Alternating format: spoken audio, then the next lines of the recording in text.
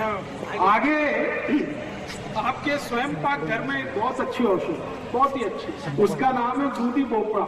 ये जो दूधी भोपड़ा है ये अद्भुत, इसकी भाजी आप खाते हैं रोज, बहुत अच्छा है, तरकारी खाते हैं, बहुत अच्छा है, लेकिन अगर इसका रस पिए दूधी भोपड़े का तो आपके शरीर की 15 बीमारियों को अकेला दूधी भोपड़े का रस ठीक कर दे। सबसे खराब बीमारी जिसको हृदय घात आप सब समझते हैं, हृदय घात, हार्ट अटैक, कार्डियक अरेस्ट जिनको भी हुए या हुआ है या होने की शक्यता है, उन सब की सबसे अच्छी औषध है दूधी भोपड़ा। दूधी भोपड़े का रस क्या करना है, दूधी भोपड़े को काटना छोटा छोटा पीस, फिर चटनी बनाना, फिर उसको कपड़े में निचोड़ के रस निकाल, नहीं तो मिक्सर में सीधे छोटे पीस काट के रस निकाल सकते। अब ये जो दूधी भोपड़े का रस है इसमें थोड़ा कोतमीर का रस मिला, 1 गिलास दूधी भोपड़े के रस में आधा चम्मच कोतमीर का रस, फिर इसी में आधा चम्मच पुदीने का रस मिला, पुदीना, फिर इसमें आधा चम्मच आल का रस मिलाना, अदरक, थोड़ा इसमें तुलसी का रस भी मिला सकते हैं आधा चम्मच, और ये सब मिला के जो रस तैयार हुआ इसको सुबह सुबह पीना। तो इससे क्या क्या ठीक होने वाला है, हृदय घात कितना भी खराब स्थिति का हो,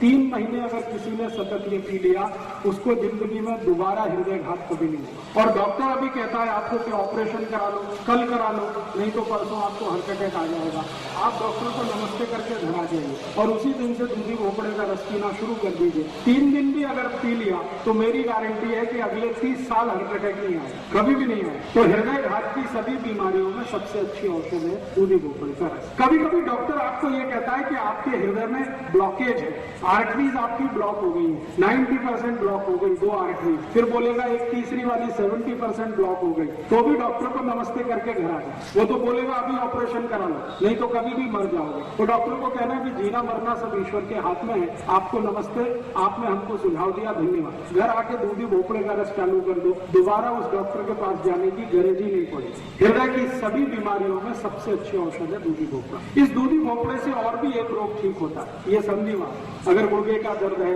कमर का दर्द है, कंधे का दर्द है, दूधी भोपड़े का रस पीते रहिए, 3-4 महीने में ये सब दर्द निकाले। इसी दूधी भोपड़े से एक और रोग ठीक होता है, आधा सिर का दर्द, माइग्रेन। इसी दूधी भोपड़े से एक और रोग ठीक होता है, कब्जियत, कोष्ठबद्धता, मलबद्धता। इसी दूधी भोपड़े से एक और रोग ठीक होता है, और वो रोग आपके रक्त के विकार का। रक्त में कई बार एसिडिटी बढ़ जाती है, रक्त में एसिडिटी आ जाती है, ज्यादातर एसिडिटी पेट में होती है, लेकिन कई बार रक्त में आ जाती है, और रक्त की एसिडिटी सबसे खराब होती है। इतने खतरनाक रोग आते हैं कि जिसको ठीक कोई ना कर पाए। सोराइसिस हो सकता है, इचियोसिस हो सकता है, एक्जिमा हो सकता है। इन सभी रोगों में आधारभूत औषधि है दूधी भोपड़े का रस। अगर आपको ब्लड प्रेशर बहुत ऊंचा होता है, बहुत हाई है, दूधी भोपड़े का रस लेंगे, ब्लड प्रेशर नॉर्मल कर दे। मोटापा बहुत हो गया है, ओबेसिटी आ गई है, वजन बढ़ गया है, दूधी भोपड़े का रस पीजिए, 4 महीने में वजन कम कर दे। नींद नहीं आती रात को, दूधी भोपड़े का रस पीजिए, बहुत अच्छी नींद आएगी। भूख नहीं लगती, दूधी भोपड़े का रस पीजिए, भूख बहुत अच्छी लगेगी। आंखों की रोशनी कम हो गई है जिनकी,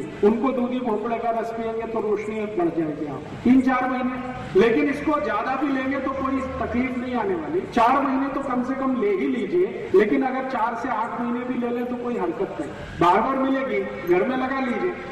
दूधी भोपड़े का एक बीज आप लगाएंगे तो उस पर कम से कम 100 दूधी भोपड़े आएंगे, तो घर में लगा लीजिए। इतनी जगह में, छोटी सी जगह में हो जाती है, गमले में भी हो जाती है, कभी भी मिलेगी। दूधी भोपड़े के रस से भी काम होगा, लेकिन परिजात में बहुत जल्दी होगा, इसमें थोड़ा देर होगी।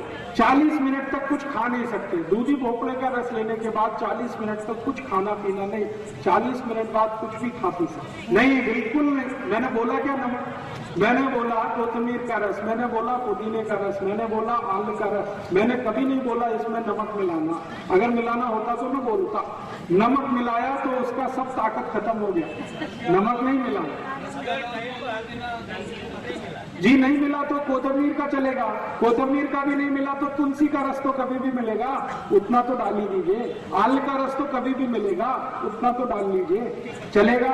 पत्ते डाल दीजिए, मिक्सर में जब पीस रहे तो पत्ते सीधे ही डाल दीजिए तो भी चलेगा। समझ में आया?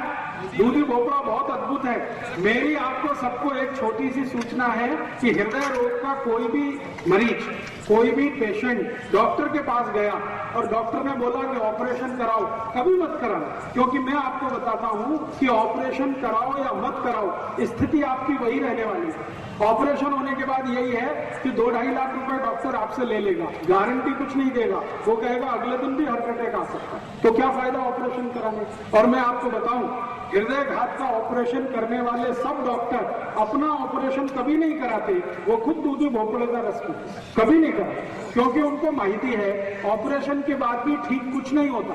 ऐसे मेरे पास बहुत पेशेंट हैं जिन्होंने ऑपरेशन कराया, एंजियोप्लास्टी कराया, बाईपास सर्जरी कराया, फिर से हार्ट अटैक आया और दोबारा पैसा नहीं था इसलिए ऑपरेशन नहीं करा पाए और दूधी भोपड़ा लेना शुरू किया और वो ठीक है। इसलिए ऑपरेशन कराने की बिल्कुल कोशिश मत करिए। क्या होता है वो मैं समझाता हूँ। डॉक्टर करता क्या है, हृदय को रक्त देने वाली जो वाहिकाएं हैं जिनको आर्टरीज कहते हैं हम लोग अंग्रेजी में, उनमें एक स्प्रिंग डालता है डॉक्टर, और वो स्प्रिंग वही होती है जो बॉल पेन में आपने देखी, बॉल पेन में एक स्प्रिंग देखिए, वही स्प्रिंग है, उसको अंग्रेजी में स्टंट कहते हैं। ये स्टंट 3 रुपए का बनता है और डॉक्टर जब आपको हृदयघात के ऑपरेशन में इसको डाल देता है तो 3 लाख रुपए ले, 3 रुपए की चीज है और आपसे 2.5-3 लाख लेगा और बोलेगा गारंटी कुछ नहीं, कल फिर अटैक आ सकता, तो फायदा क्या उसको डलवाने। इसलिए कभी भी हृदयघात का ऑपरेशन कराने की कोशिश मत करिए। दूधी भोपड़े के रस से आपको कोई भी स्थिति ठीक हो जाएगी। मुफ्त की दवा है, ज्यादा खर्चा नहीं आएगा। हाँ, बहुत अच्छा प्रश्न। भोपड़े कम से कम 2 प्रकार के तो मैंने देखे, एक तो गोल होता है और एक लंबा होता है। ये जो लंबा वाला है ये सबसे अच्छा, तो लंबा वाला जो भोपड़ा है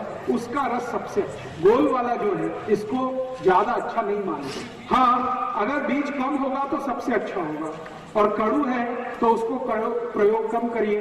कड़ू वो तब होता है जब पक जाता है, पका हुआ दूधी भोपड़े का रस ज्यादा अच्छा नहीं माना जाता। कच्चा हो एकदम, तो उसकी पहचान कैसे करना, एक दूधी भोपड़ा हाथ में लीजिए, उसमें नाखून लगाइए, तो आसानी से नाखून अगर घुस गया तो वो बहुत अच्छा, और नाखून घुस नहीं रहा है तो बिल्कुल बेकार है। ठीक है, आगे चले।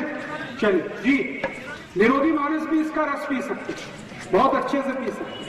अगर निरोगी मानुस इसको पिएंगे तो क्या होगा, शरीर के अंदर जितनी भी टॉक्सिक वेस्ट को क्या कहना चाहिए, विजातीय द्रव या विजातीय तत्व जो शरीर के अंदर घुसे हुए हैं, जिसको जहर कहा जाता है, दूधी भोपड़े का रस इस पूरे जहर को पेशाब के रास्ते निकाल देता। ये शरीर की ऐसी सफाई करता है जैसे कोई नहीं कर सकता।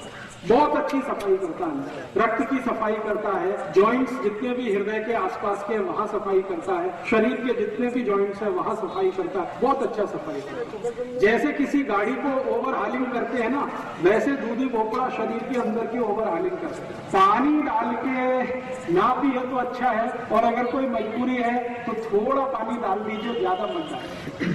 इतना मत पानी डाल दीजिए कि भोपड़ा ना रहे, पानी ही रह जाए, थोड़ा सा मामूली उतना। जब आप उसको पीस रहे हैं तो थोड़ा पानी तो लगेगा, बिना पानी के पिसेगा नहीं, उतना पानी। बार बार माने हर महीने में 30 दिन होते हैं, 30 दिन रोज सुबह 1 गिलास पी सकते हैं। अगर आप स्वस्थ हैं तो 200 मिलीलीटर का गिलास इतना काफी है, और बीमारी वालों को 300 मिलीलीटर साल भर ले सकते हैं, कोई हरकत नहीं, कोई तकलीफ नहीं। आगे चले, चलिए जी क्या बोला।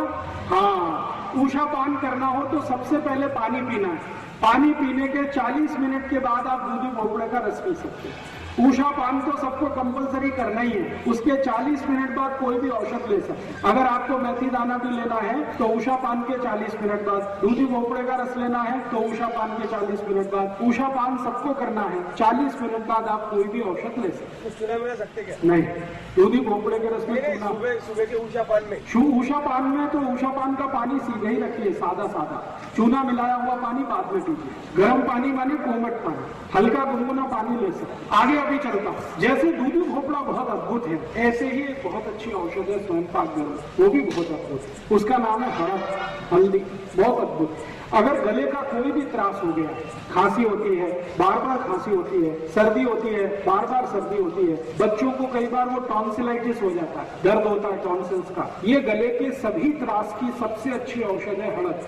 हड़द लेने के 2 तरीके हैं, आप हड़द को गर्म पानी में डाल के ले सकते हैं या गर्म दूध में डाल के ले सकते हैं। दूसरा तरीका, हड़द में मध मिला के ले सकते हैं और हड़द में गाय का दूध मिला के भी ले सकते हैं। ये 2 तरीके से हड़द ली जाती है, या तो पानी और दूध में लीजिए गर्म करके, और या तो मध में या गाय के दूध में। गले के सभी रोगों में अद्भुत काम आती है। मैंने आपको कहा बार बार खांसी आती है, बार बार सर्दी होती है, बार बार जुकाम होता है, ये सभी के लिए औषधि है हड़द। बच्चों को टॉन्सिल की जितनी भी तकलीफें हैं उसकी सबसे अच्छी औषध है हड़द। टॉन्सिलाइटिस की तकलीफ में भी आप डॉक्टर के पास जाएंगे, वो तुरंत कहेगा ऑपरेशन कराओ, बच्चों के टॉन्सिल काट के निकालो, कभी मत कराना। उनको थोड़े दिन हड़द दे देंगे, हमेशा के लिए टॉन्सिल की तकलीफ खत्म हो जाए। और ज्यादा टॉन्सिल की तकलीफ है कुछ बच्चों को, तो सूखी हड़द जो होती है पाउडर के रूप में, उसको सीधे गले में डाल दीजिए, अंदर चम्मच में हड़द भरिए, गले के अंदर तक चम्मच ले जाइए और छोड़ दीजिए। बस 5-7 मिनट में लार के साथ मिलकर वो अपने आप नीचे उतर जाएगी। और हफ्ते में 2 बार भी आपने ऐसा किया तो हमेशा के लिए टॉन्सिल की तकलीफ बच्चों की खत्म हो जाएगी।